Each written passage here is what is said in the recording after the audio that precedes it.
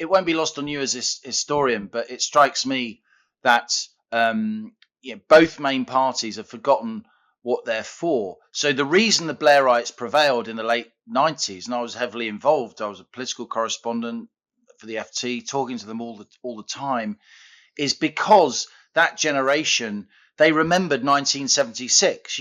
Gavin Davies, Derek Scott, the people I'm talking about, they were knocking about in the mid-70s as young advisors to Wilson and Callaghan and Dennis Healey. And so they knew the horror. They knew the public remembered that Labour messed up the economy big time and sent us cap in hand to the International Monetary Fund. Today's Labour Party, they've forgotten that. Or if they remember it, they don't care. They think you can just print money. There's just insane ideology going around. I mean, I've had endless conversations with Labour front benchers over recent years as they've tried to convince me we can just print money. QE for the people, quantitative easing for the people, utter madness. And just as Labour have forgotten that they need to banish the ghosts of the 1970s, the Tories have forgotten that it's their historic role to be grown up and make difficult decisions. And I think the rot started, I hate to pin it on one person, but it was Cameron being determined to keep all his posh mates happy by hugging hoodies and all hugging huskies and all the rest of it. But it goes back to Theresa May saying we are the nasty party. That's right. The Tory party needs to be the nasty party. The Tory party needs to be the party that says we can't afford it. It needs to be the party that says, wouldn't it be nice if? But what I think is so terrifying, Liam, is looking at the reaction of the Tories, for example, to the cut in the winter fuel allowance. The winter fuel allowance is the most outrageous scam. And I speak as a receiver of it. It was again, free television licenses for the elder. These were all the Gordon Brown tricks designed to suck everybody into the welfare system, and therefore everybody, on the grounds that we hate giving up anything that we have, would be committed to the full and ever-expanding role of the welfare state.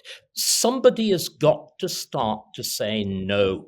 And what I find terrifying is that the Conservatives, even under Badenoch, are only saying half no. They ranted in defence of the winter fuel allowance, and unfortunately, Reform is going down the deadly path of trying to outflank Labour on the left. And this seems to me to be insane. There is no point in that sort of populism.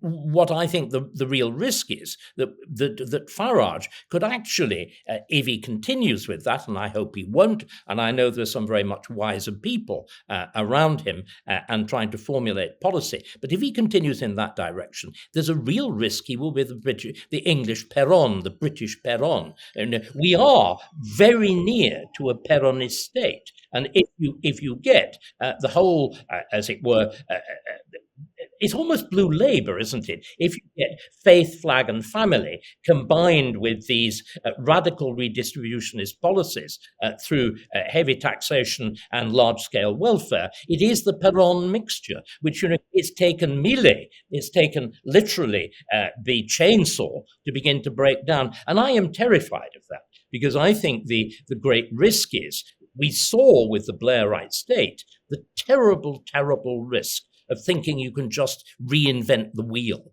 The whole determination to impose a European-style social democracy on Britain, on the ancient constitution of Britain. I think the terrible risk is that we will have Reform coming in and repeating that kind of exercise of reckless demolition, reckless pandering to innovation. And I think, frankly, that would be terminal. I mean, there is the famous Adam Smith phrase, there is a lot of ruin in a nation.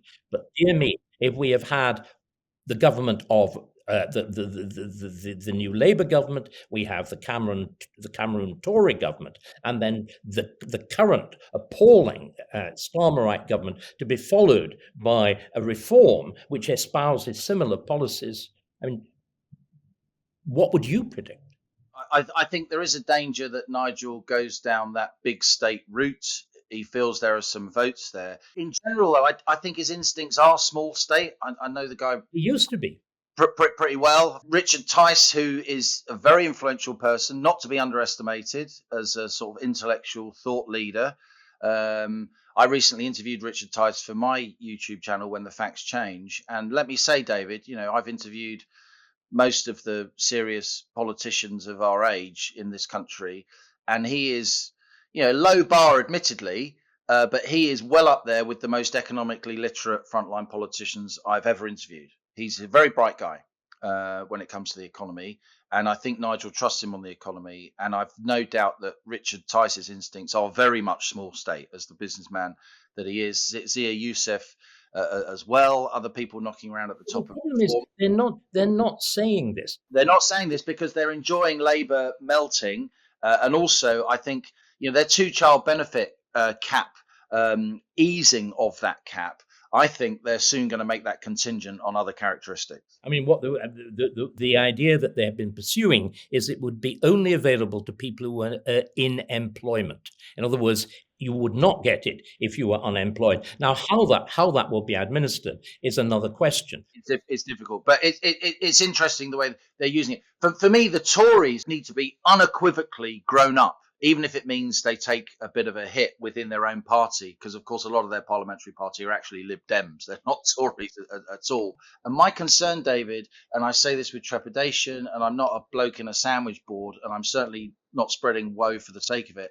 Only a major financial crisis is going to move the needle now. Only a major fiscal meltdown is going to make our thick as mint politicians and journalists understand what they are dealing with when people like me go on about the 10-year gilt yield endlessly. It's exactly the point that I was going to say. The 1970s were conditional, or rather the revulsion from the 1970s. You use the Keynesian phrase, when facts change. What changed the facts, what changed the opinions, was the experience of the 1970s. It was the summoning of the IMF, and it was, of course, the winter of discontent. And we already have the makings of the winter of discontent in the NHS, the ludicrous demand for 35% pay increases. That's exactly going back to the insanity of the 1970s. But I was having a conversation about this yesterday with my friend Mark Littlewood, and he pointed out that our position now is infinitely worse than it was in 1976. And he was pointing out that in 1976, when the IMF intervened, they were able to, as it were, solve the problem of Britain with about 10% of their reserves. If you look at the kind of crisis which you're facing now, it would take something over 50% of the reserves that the IMF is able to muster. Now, that's politically impossible. We may actually find ourselves, and I think it's very likely we will, with a financial crisis which is very, very much worse than 1976, in which the IMF may not actually be able to solve it, or certainly not solve it by a quick and easy intervention. And in those circumstances, we're Greece, aren't we? Well, in those circumstances, we're talking about a new Breton Woods, David. We're talking about a whole recasting of the geopolitical economic structures that have been in place for, with respect, all your lifetime and mine. If America is faced with a Europe that's completely imploded financially, and that is not beyond the realms of possibility, and the Americans, so stretched, their balance sheet is so stretched, then you're going to have a situation where we're going to the BRICS. The BRIC economies have more reserves than the Western world. They have over half of global GDP. They have, thousands of tons of gold. They have most of the tangible assets that we need. That is we are going to, Rachel Reeves and her economically illiterate ilk are basically going to drive not just the UK economy off a cliff. They are going to recast at pace, to use a Whitehall word, the whole post-war global economic center. It's collapsing anyway. In a way, they will accelerate and accentuate the great shift of power, which is the biggest story of our lifetimes, from west to east. Mm-hmm. They will be the standard bearers for Western defeatism and mediocrity. And they will do it because, just like the Roman Empire collapsed because of debt, they will do it because of debt. The parallels with Rome are even closer. The key episode in the decline of Rome is something that is so reminiscent of now. It is the decision of the Emperor Caracalla in 260 to double the wages of the Roman army. It's exactly what happens now. It's exactly what's happening in the public sector. It's exactly what's happening in the NHS.